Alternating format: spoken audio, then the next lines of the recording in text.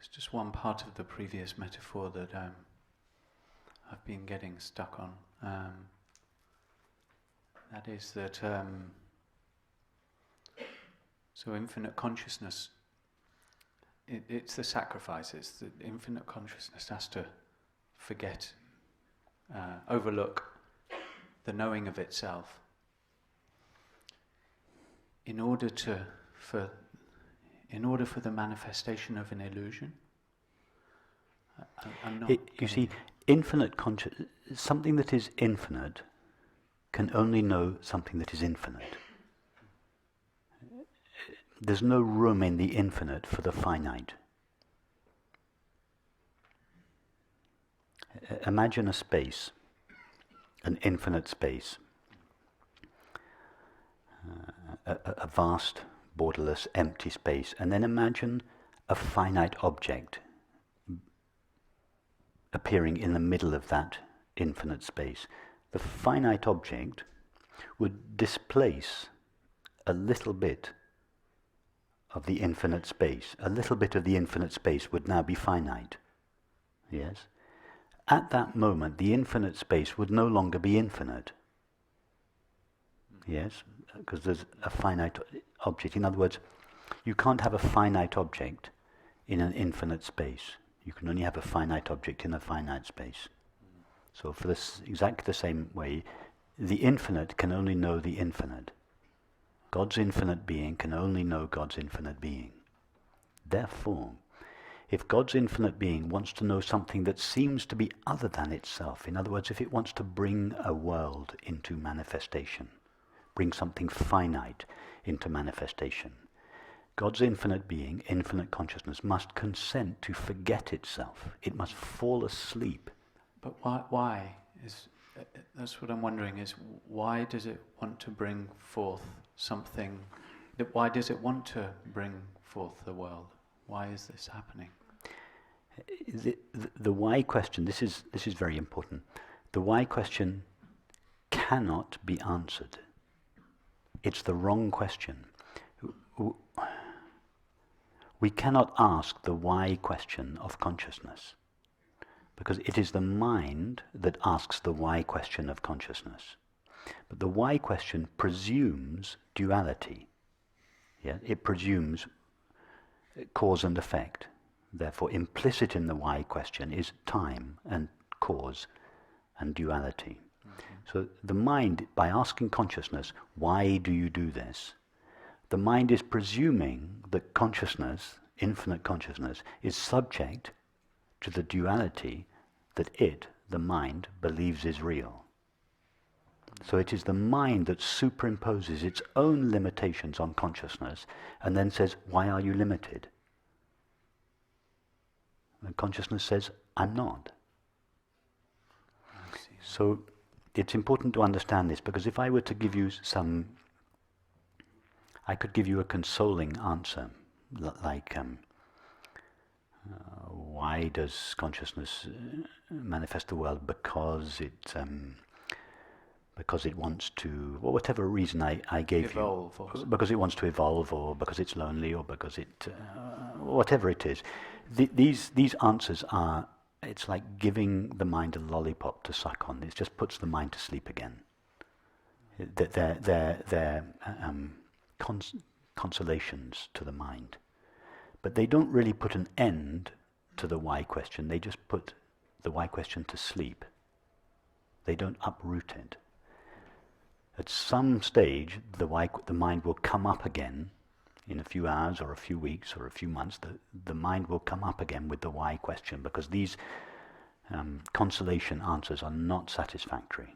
They don't put an end to the why question. The only way it's possible to put an end to the why question is to understand that it's not legitimate to ask the why question of consciousness. Why does consciousness bring manifestation into existence? Let's say there was an answer to that question, and let's say the answer was X. The reason consciousness brings manifestation into existence is because of X. But X is already in manifestation. X would be a reason. But that is already the manifestation. So we then have to ask, but why X? And then we say, well, because of Y. And we just go back and back in an infinite regression. It's not possible to satisfactorily answer the why question, and I would encourage you not to stop short of this understanding, not to believe any relative answer to the why question.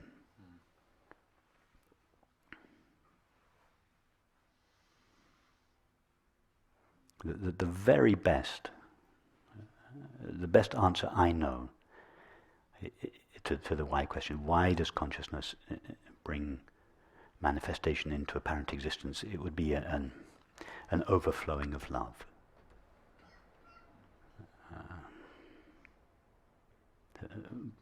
For no reason.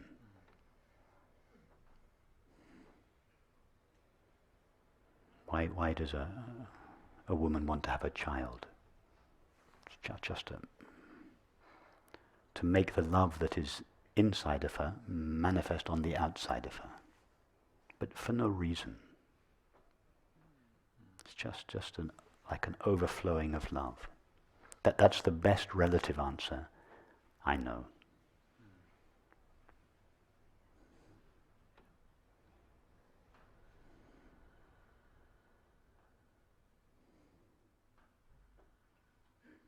Because you see,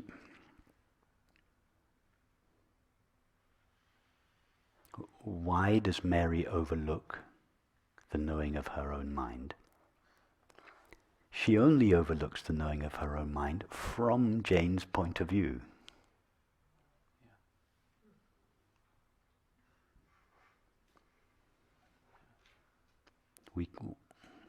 We can't ask that question of Mary. We can only ask it of Jane.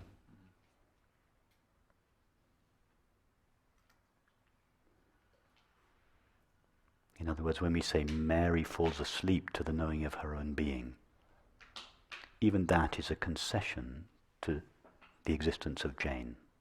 That's only how it is from Jane's point of view. When Jane traces back her own mind and discovers, I am Mary, at that moment she realizes, I was always Mary. Mary's mind never knew anything other than itself. It never really became Jane's mind. It's only from the point of view of Jane's mind that Mary overlooked the knowing of her own being.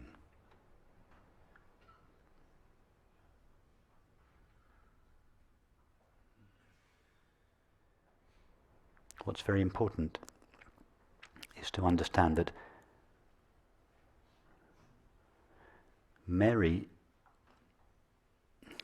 mind needs to assume the form of Jane's mind in order to know the world, in order to know the streets of London. But in order to know her own mind, she doesn't need Jane's help. That's very important because we very often hear, in answer to your question, why does consciousness manifest the world, or manifest the mind, the human mind? We very often hear the answer, well, because consciousness needs the mind to know itself. That's a very common misunderstanding. Consciousness needs the finite mind in order to know the world, but in order to know itself, it doesn't need the finite mind. In fact, in the form of the finite mind, it cannot know itself.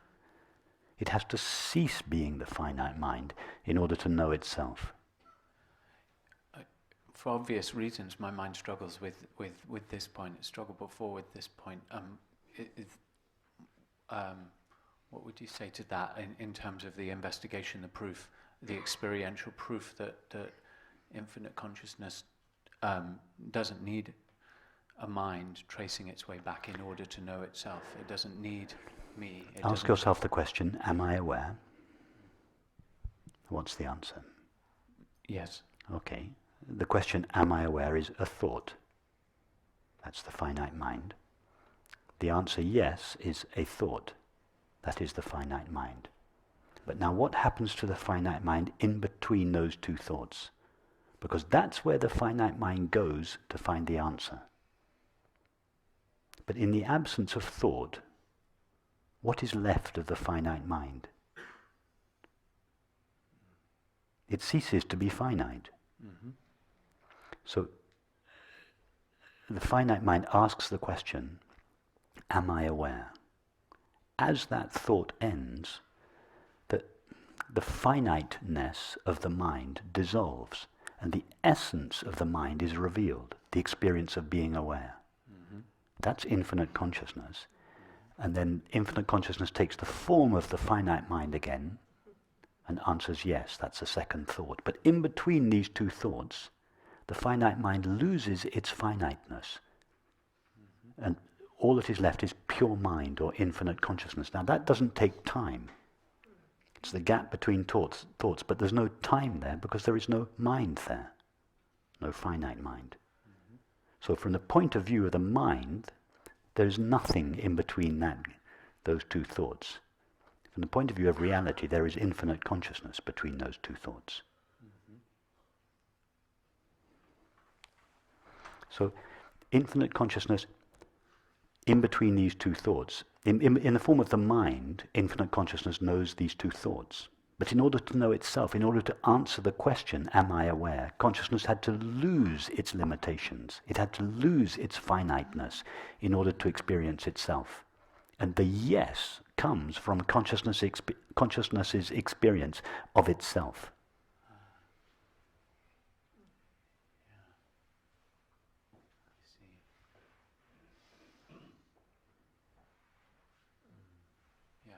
Okay.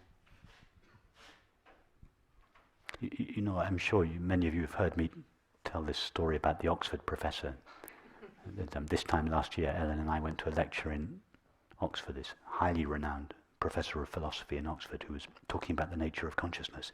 And he said, and I quote verbatim, "Some philosophers believe that consciousness can know itself. Their ideas should be put in the trash."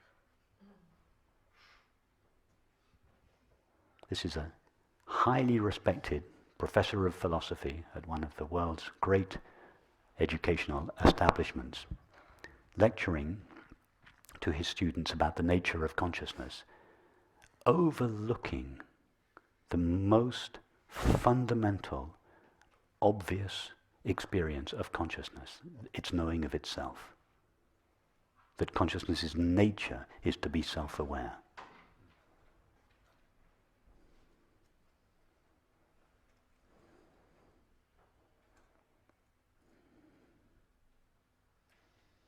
And the most direct way I know to go to that experience is to ask yourself the question, am I aware? Because the mind goes directly to the experience of being aware. Ramana Maharshi's version of the same question, or rather my question is a version of his question, it was the question, who am I? It's the same question, and that takes the mind. It takes Jane asks herself, who am I? What is it? What is the knowledge that shines as I in my mind? What is it that is shining all the time in my mind as I am? And Jane begins to, who am I? What is this I? Her mind goes back and back and back and back until she realizes, my mind is a temporary limitation of Mary's infinite mind. And at that moment, Jane realizes, I don't have a mind of my own. It was always only Mary's mind. And therefore Mary is the only one that can know Mary's mind. There is no other entity present that could know Mary's mind. Jane's mind is not a mind in its own right. It is just a limit, self-assumed by Mary's mind. So there's no question of the finite mind being needed to know consciousness, because all the finite mind is a limitation of infinite consciousness. There is no other one present. There is no other I or entity present other than God's infinite being or infinite consciousness. There's no question of a finite mind being needed to know infinite consciousness, because there is no other than infinite consciousness.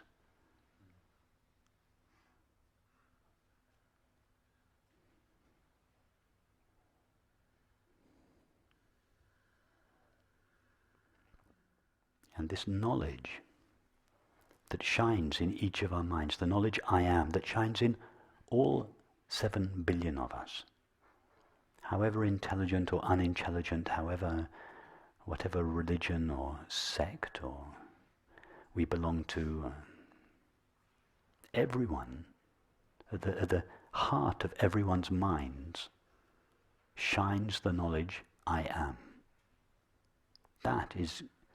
It's like a beacon. It's like God's beacon in the mind.